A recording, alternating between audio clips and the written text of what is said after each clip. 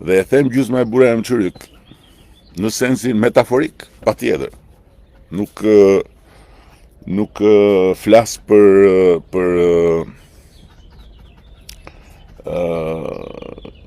kusht klinik. Flas në sensin metaforik. Gjysma e burrave janë çyryk, sepse unë mendoj që të shkosh mbas kënetës je gjysmak.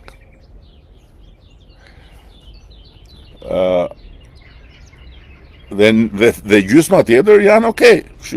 Kjo është një ndarje që unë e bëj sepse e besoj këtë gjë që është të jesh gjysmak, të jesh çyryk, që të mendosh akoma që me bufin e kënetës Shqipëria mund të ketë ardhme, mund të ketë qeverisje më të mirë etj. Ky është një opinioni imi dhe kaq.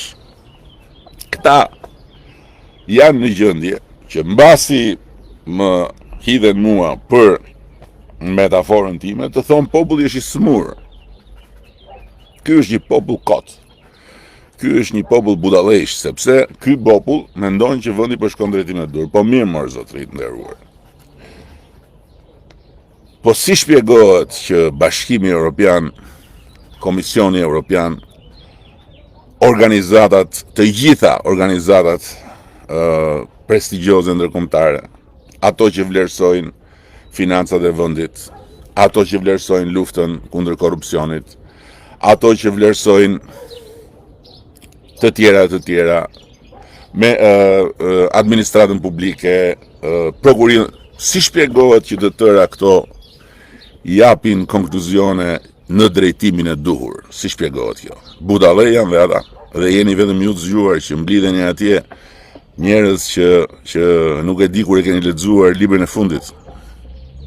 Nëse keni lexuar në një libër ndonjëherë, mbasi keni mbaruar shkollën.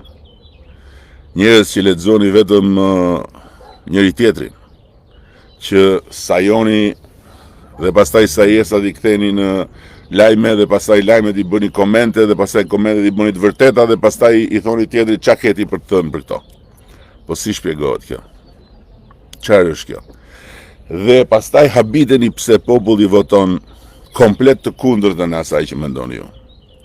Habiteni pse populli nuk u afërshëllen fare opinioneve tuaja, sepse nuk ka çfarë dëgjon nga ju. Jo se është budalla, po se është një popull i mençur që t'jep ujë në bisht lugës, se për politik, po që e puna për politik, nuk ja ha qeni shkopin popullit shqiptare. Nuk ja ha.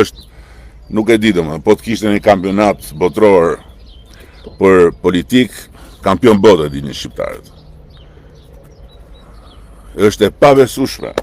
Është e pabesueshme me çfarë unë nuk e di. Prandaj unë nuk shoh televizor, prandaj nuk i shoh fare këto spektakle të shëmtuara të dekadencës së mendjes njerëzore, këto shfaqje inatesh dhe mbllefesh të verbra, këto nuk e di domethënë si ti